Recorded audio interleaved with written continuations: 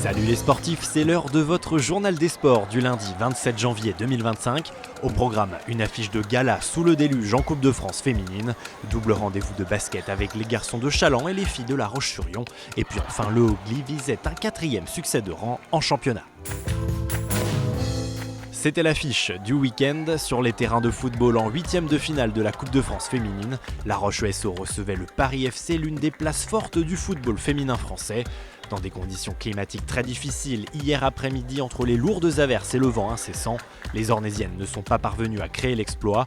Sur la pelouse de Saint-André-d'Ornay, les Parisiennes ont rapidement imposé leur suprématie dans le jeu et menaient déjà 3-0 après moins de 20 minutes. Score final 6-0.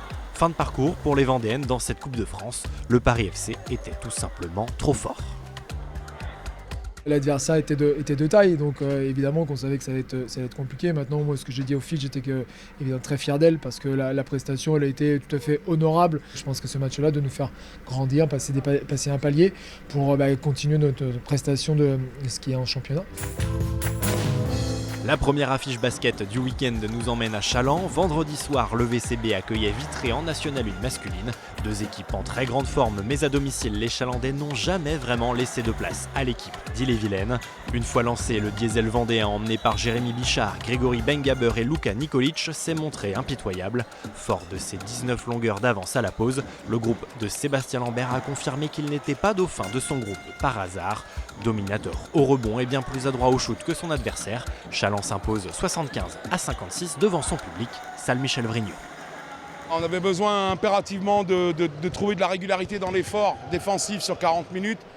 C'est chose faite ce soir. Voilà. On n'était pas sélectif dans nos efforts, on donnait tout et puis on regardait celui qui offensivement ou ceux qui offensivement pouvaient faire la différence. Voilà, c'est ça, c'est notre ADN et je pense que ce soir on l'a plutôt très bien fait. Puis dans l'autre rencontre basket du week-end, La Roche-Vendée Basket n'est pas passé loin de faire tomber le deuxième du championnat. Les Tigresses qui recevaient Charleville-Mézières vendredi soir auront lutté jusqu'au bout. Malgré les 27 points de sa meneuse Brooke McCarthy, La Roche est tombée sur un os. La formation des Ardennes l'emporte finalement 76-71. Les joueuses de Manu Body doivent désormais se pencher sur la suite et un autre gros morceau de Wonder League, le leader Bourges, que les Vendéennes iront défier le week-end prochain. Et puis enfin, changement d'ambiance, direction la glace de la patinoire Arago. C'est là-bas samedi soir que le Haut-Gly retrouvait son public pour la 15e journée de Division 2. En très grande forme et après 3 victoires de rang en championnat, les Aigles lyonnais recevaient les Lynx de Valence. Et bien qu'ayant mené par 3 fois au score, les hommes de Juraj Oselka n'ont pas su se défaire de leurs adversaires. Les Valentinois ont toujours trouvé les ressources pour revenir à hauteur, puis prendre les devants avant d'enfoncer le clou.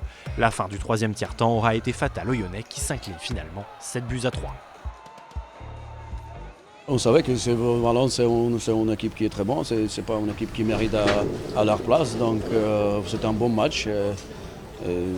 Voilà, ça s'est décidé en 3e tiers-temps. J'ai dit encore une fois, il y a des défaites qu'il faut les prendre pour qu'on s'en ressortira mieux après. On a raté la coche, c'était complètement raté, mais si ça sert à la leçon, comme j'ai dit, maintenant il faut qu'on regarde devant nous.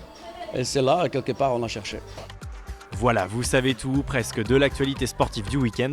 Et puisque le sport ne s'arrête jamais sur TV Vendée, rendez-vous dès ce soir à 18h45 pour 85 chrono.